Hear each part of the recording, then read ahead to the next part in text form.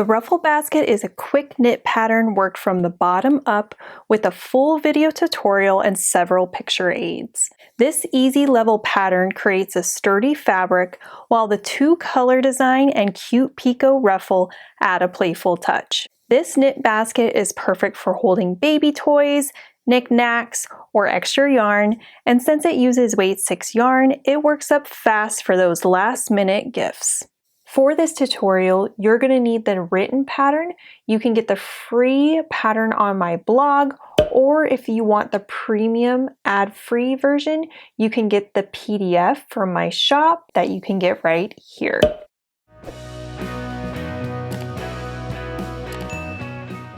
This is a Lion Brand yarn kit, so you can get all of the yarn to make this blanket, plus the pattern to go with it. Best part about Lion Brand yarn kits is that you can customize the colors, so you can get the Lion Brand yarn kit right here. These are the materials to make the Ruffle Basket. I used Lion Brand Hometown yarn.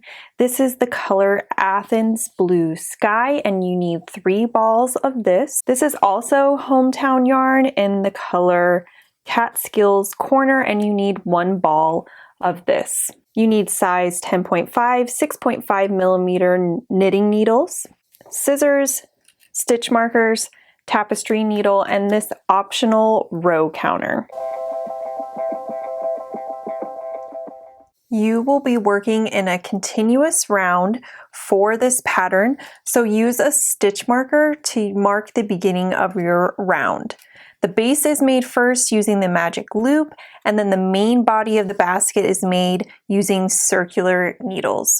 The ruffle is added by picking up stitches with color B after the basket is made. So you're going to make the basket, bind off, and then pick up stitches and add these few rows to create the ruffle. Gauge is very important to create a stiff fabric so that the basket can hold its shape. Go down a needle size or 2 if the basket doesn't hold its shape. For this tutorial, I'm going to be using these 2 yarns just because they show up better on camera. So to begin, we're going to do the Judy's Magic cast on. So I'm going to take my needles and hold them parallel like this. My tail is on top. My working yarn is on bottom, and then I'm just going to hold it like I would for a cast on. Now I need to take my top needle and make a twist or a loop on it like this. Let me do it again. So I'm going to put my top needle on the string, twist it like that. You can do a slip knot, but this way you won't have a knot in it and it will be more seamless. Now let's begin the Judy's Magic cast on. So again, the tail is right here on my index finger and the working yarn is on my thumb. Taking my bottom needle, I'm going to go over the top thread and loop it around. Now the top needle, I'm going around the bottom and looping it around. So this is the cast on. Again, bottom needle over the top yarn, twist it around, top needle, bottom yarn. Again with this one. So we have our 6 right now. We need 1 more on each needle. So our top needle going around the bottom yarn, and then our bottom needle going around the top yarn. And you always want to end with a loop on your bottom needle there. So we have our 8 stitches. We're going to need to turn our needles so that we can work with the yarn on top, but we need to twist the tail and the yarn around to secure this last stitch. So I twisted it like that, so it should be secure. And now I can pull out this bottom needle and knit these 4 stitches here. I'm just going to knit them like normal. 1, 2, 3, 4. And this is working kind of like with a magic loop technique. So I'm putting that needle back, and then I'm going to take out this bottom needle to be able to work these top stitches. So you can see this stitch right here is mounted correctly. So I can knit this one like normal. But these stitches here, you can see they are mounted backwards. Usually the right leg is like this, and then you're able to knit it. But since we had to do the Judy's Magic cast on, there's just no way to avoid that. So you can individually switch all of these stitches around and knit them like that. But what I find to be easier is just to knit them through the back loop. So instead of inserting my needle like you normally do for knit stitches, you just insert through the back loop and knit. So I'm doing knit through the back loop for those 3 stitches. And then give your tail a little tug. You can see what it looks like. It looks so good. So we're ready to do round 2. I'm going to get my needles back situated. Grab my stitch marker to help mark that. And then round 2 says that we need to knit the front and the back in every stitch around. And so for this round, we don't have to worry about knitting through the back loop when we're doing the stitches. So just do normal knit through the front and the back. So there's my first knit through the front, and then I'm going to knit the same stitch, but I'm going to knit through the back. And this is how you do an increase for this pattern. So you can see I have 2 stitches here that are worked into the same stitch. So we had 8 stitches, we're going to have 16 stitches at the end of this round. So this next stitch through the front loop like you just normally knit, and then I'm going to knit through the back loop like that. So you can see 1, 2 coming from just 1 stitch. Let's do it again. Here's through the front loop and through the back loop. Last stitch on this needle. And let me show you how to do the other side. Situate our needles by pushing this one back.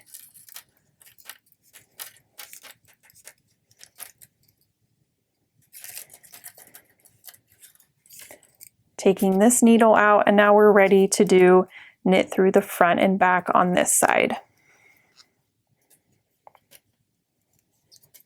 Knit through the front and knit through the back. Again, knit through the front, knit through the back. 2 more times.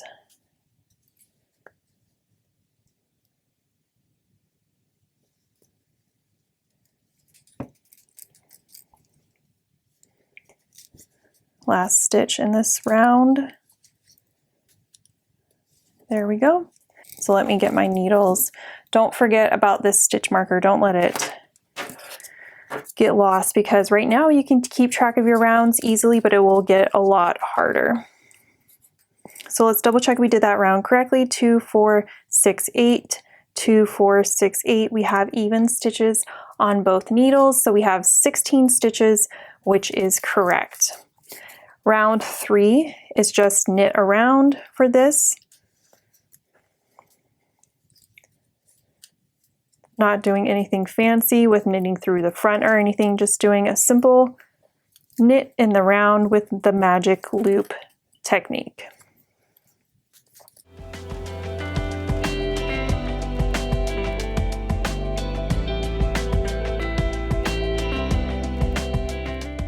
To do round 4, the repeat is knit 1, knit front and back, knit 1, knit front and back, repeat. So this first stitch here, I'm just going to knit one.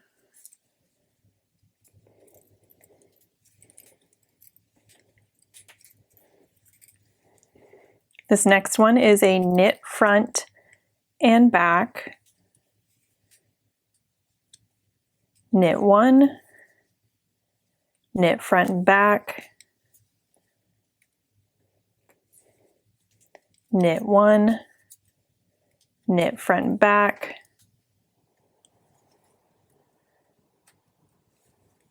knit one, and knit front and back.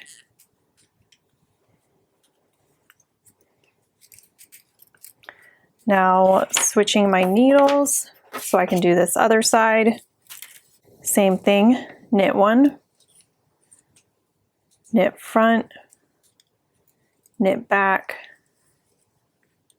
knit one, knit front and back, knit one, knit front, knit back, and last two, knit one, knit front and back. So round 5 is just a knit round. So every odd row is a non-decrease row. So you're just going to be knitting around evenly. And then the even rounds are the increase rounds. So I'm going to do the rest off camera. So round 5 is knit around. Round 6 is knit 2, knit front and back, knit 2, knit front and back, etc. So do be sure to look at the pattern so you can do the correct repeats for the different rounds. It goes all the way through round 25. And we'll meet back up for round 1 of the main body. This is what the base of my basket looks like. And so I'm ready to do round 1 of the main body. So still using color A, I'm going to purl this row. And that is going to help create, instead of the base being flat, it's going to start going vertical, creating that purl bump and making that turn. And again, I'm making a smaller sample size, so your base obviously will be much bigger than my small sample size. So just purling around.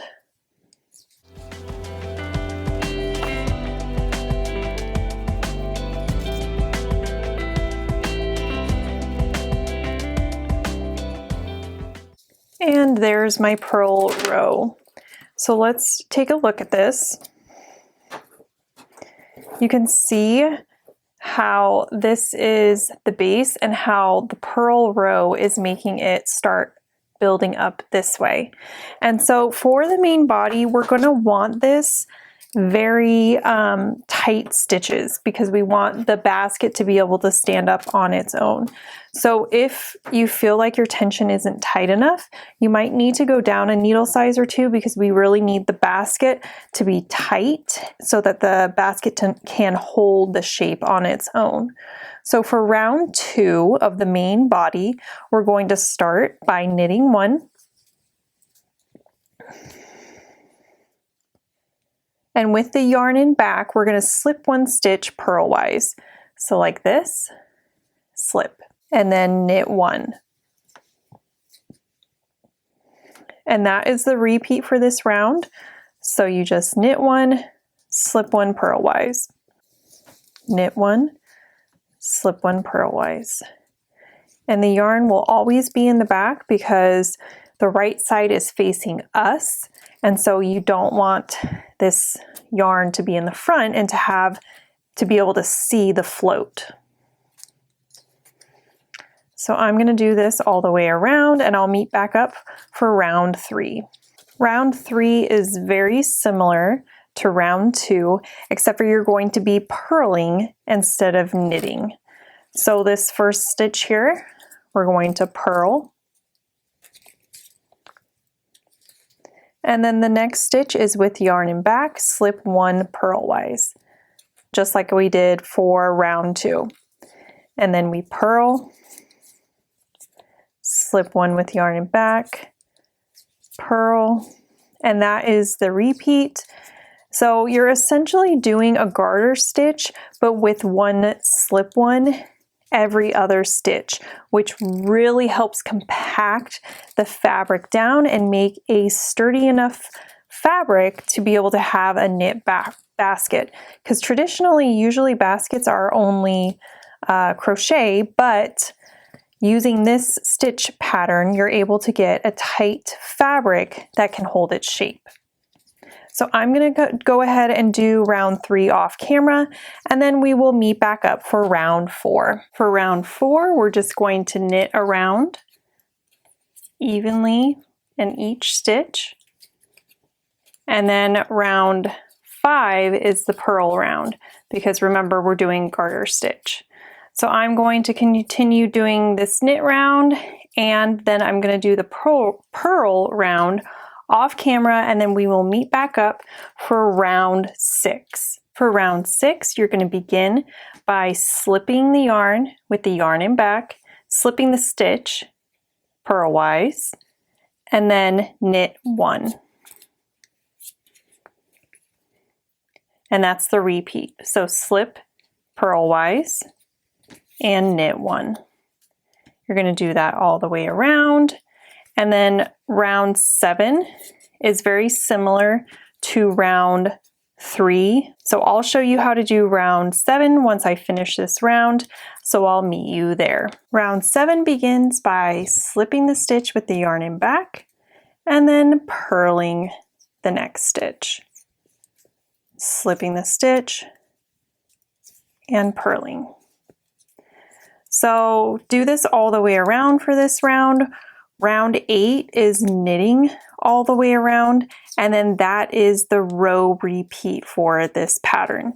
So you're going to go back to round 1 and you're going to purl the row 9, and then 10 is going to be round 2, etc. So you're going to want to end your rounds on around 7, and then you're going to switch colors. So we'll meet back up together on round 48. You can see how my basket is looking, my cute mini one. I've done rows 1 through 8 twice, and I've ended on row 7 or round 7 like it said in the pattern. So now I'm ready for round 48, which is where we switch to the next color and we knit around. So let's do that together. So grabbing our new color here, we're going to knit this round as if it's just with the same color we've been working with. Just like this. And normally I would fasten off color A, but I'm not going to cut this yarn because I'm going to need it for another sample I'm doing. So I need to keep it in one strand and I don't want to cut it up. So, but for your basket, you're going to want to leave a long tail or a tail and then weave it in there for yourself. So I'm going to continue knitting this all the way around, and then for rounds 49 through 56 you're going to repeat rounds 1 through 4 and then bind off this color, and then we'll meet back up where we're going to talk about how to do the Picot Ruffle, and I'll show you how to do that. Here's my cute little sample basket. I bound off the top here, and so now we're ready to do our little ruffle. So what you're going to do is you're going to turn it this way. Right side is still facing you, but the bottom of it is at the top, and then the top is at the bottom. So you're looking at it this way. So you're going to use color B for this section. I'm just going to use this color because I was kind of running out of color B. So yours obviously is going to look much different. So you can see the first row that we did with color B is right here. So I'm going to pick up these loops, 1, 2, 3, 4, all the way around. So let's do one together. So taking your color B, you're just going to pick up a loop, and then into the next stitch, pick up another loop. And again, pick up another loop. And you can see, so I'm picking up the loop that's facing like this. So facing me, it looks like a U. That's what I'm going into. So go ahead and pick those up, and then we will do round 1 together. I've picked up the stitches around, you can see, and so I'm ready to do round 1 of the Picot Ruffle. Round 1 is just knit. Knit around. Simple, just like this. So I'm going to do this off camera. I'm going to do rounds 1 and 2. Both of them are just knit. And then we're going to do the Picot bind off together. So let's meet back up after we've finished round 2. Here are my 2 rounds for the Picot bind off. And let's do the Picot bind off together. To begin, you start by knitting 2, 1, 2, and then you bind off 1 stitch, slip this stitch to your left needle, and then we're going to do a cast on of 2 stitches using the knitted cast on. So inserting my needle as if to knit, I'm just going to grab a stitch and then put it on my needle, and then into that stitch again, grab a stitch and put it onto the needle. Now we will bind off 4 stitches. So knit this one, knit the next one, bind off 1, 2, this one we need to keep good tension when we bind off, 3, and 4.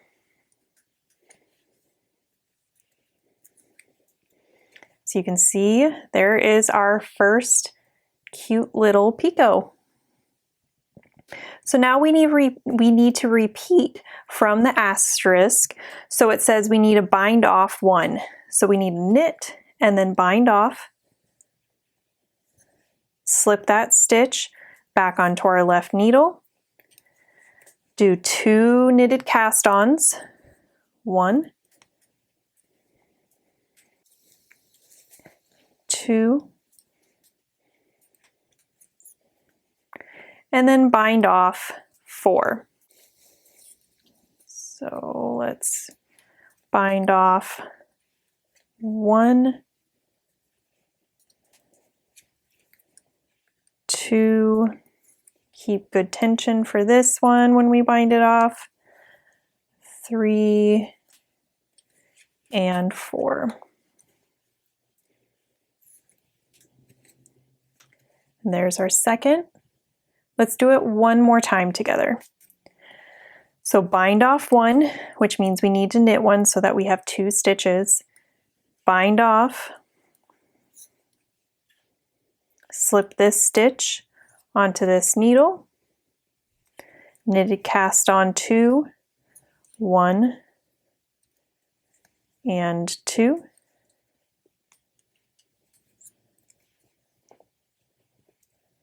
Bind off 4.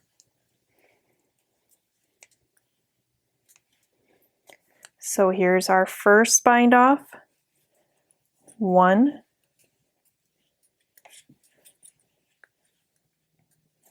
2,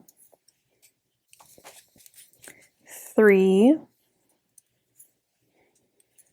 4. And there you have it. There's another Picot. So cute. So I'm going to continue doing this all the way around. And then that is how you make the basket. You just, when you get to this part, you just need to, you're going to have 2 standalone Picot things that look kind of like this. And you just need to attach it. So you just kind of take the tail and grab this side and sew it in and weave in the end like that. When you are blocking this, do not block the actual basket. If this is sticking up, then you can wet it with your fingers like that, and just lay it down so it stands nicely. But if you block the actual basket, then it's going to drape more and not hold its shape as well. So I recommend spot treating it rather than actually submerging it in water. So that is how you make the ruffle basket. Hey friends, thanks for joining me on today's video. I have this video right here that I think you'll really enjoy, so go check it out and be sure to subscribe for more crochet and knit tutorials. My name is Rachel from Cozy Nooks Designs, and happy making!